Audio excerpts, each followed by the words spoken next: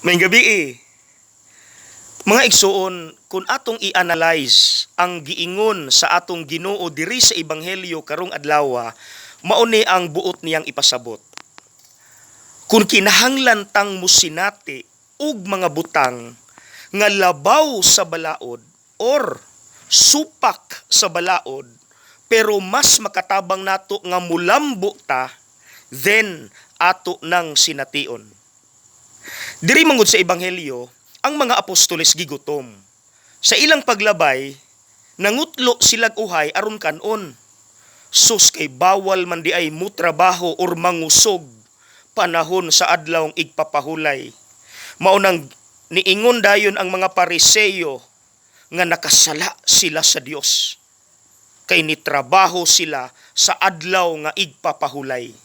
Maunang niingon si Jesus, kung kinahanglan amo nang supakon, kay nakita namo nga mas importante nang mukaon mi kay gigutom mi aron mabusog mi, din amo nang buhaton. Munang niingon din si Jesus, I desire mercy, not sacrifice.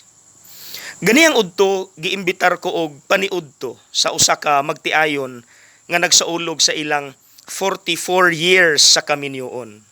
Ang akong kauban nangutana sa bana, unsa inyong sikreto nganong niabot mo 44 years? Ang tubag sa bana, kay sige mig away. Siguro gipaagi og pasiaw, pero ako nga naminaw, nakaingon ko, tinuod. Siguro wala na gi-expect nila nga mahitabo sa ilang kaminyoon. Wala na sa balaod sa kaminyoon nga ilang gi-expect nga dapat magkahigugmaay, magkasinabtanay, sus kay naa may away-away. Pero sumala sa giingon sa bana, ang ilang panag-away, panaglalis, mas nakapalambo hinuon sa ilang kaminyoon, niabot silag 44 years. Mga igsoon, unsa po'y imuhang ikapaambit nga kasinatian? Nga naka-experience hinuon ka og mga butang nga wala nimo gi-expect.